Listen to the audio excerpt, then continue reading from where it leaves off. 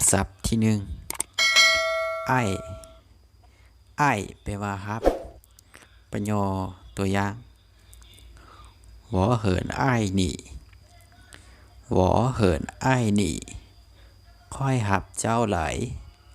ค่อยหับเจ้าหลายประโยคตัวอย่างต่อไป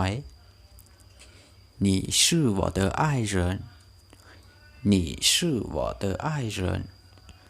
เจ้าแม่นคนที่ค่อยหับเจ้าแม่นคนที่ค่อยหับคำศัพท์ต่อไปสี่ขวัญสี่ขวัญแปลว่ามัดประโยคตัวอย่าง我很喜欢你我很喜欢你ค่อยมัดเจ้าไหลค่อยมัดเจ้าไหลประโยคตัวอย่างต่อไป你喜欢什么运动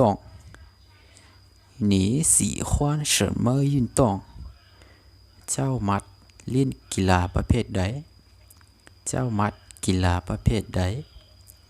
คำศัพท์ต่อไป高兴高兴แปลว่าดีใจประโยคตัวอย่าง很高兴认识你很高兴认识你แปลว่าดีใจหลายที่ได้พบเจ้าดีใจหลายที่ได้พบเจ้าประโยคตัวอย่างต่อไป他今天不高兴他今天不高兴มื้อนี้เราบ่ดีใจมื้อนี้เราบ่ดีใจ你怎么这么高兴你怎么这么高兴เป็นอย่างเจ้าถึงดีใจขนาดนี้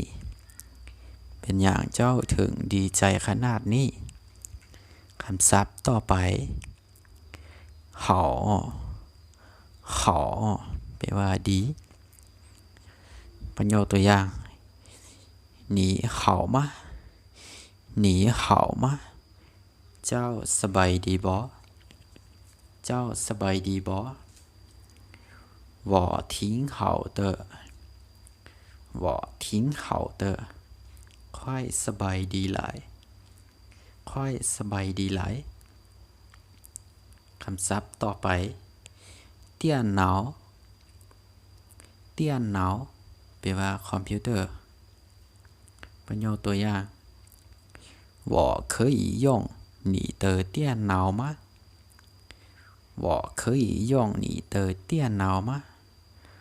ค่อยใช้คอมพิวเตอร์ของเจ้าได้บ่ค่อยสามารถใช้คอมพิวเตอร์ของเจ้าได้บ่คำศัพท์ต่อไป电视电视แปลว่าโทรทัศน์ประโยคตัวอย่าง爸爸没睡觉看电视呢爸爸没睡觉看电视呢แปลว่าพ่อยังบ่ได้นอนเบิ่งโทรทัศน์อยู่พ่อยังบ่ได้นอนเบิ่งโทรทัศน์อยู่คำศัพท์ต่อไปเตี้ยงหญิงเตี้ยงหญิงแปลว่าหนังประโยคตัวอย่าง今天晚上我们一起去看电影好吗今天晚上我们一起去看电影好吗แปลว่าตอนแรงมื้อนี้พวกเราไปเบิ่งหนังนำกันเนาะตอนแรงมื้อนี้พวกเราไปเบิ่งหนังนำกันเนาะคำศัพท์ต่อไปเฟจีเฟจีแปลว่าโยนประโยคตัวอย่าง飞机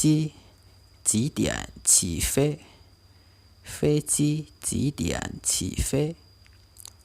แปลว่าโยนจะบินออกจากโมงยนต์จะบินออกจากโมง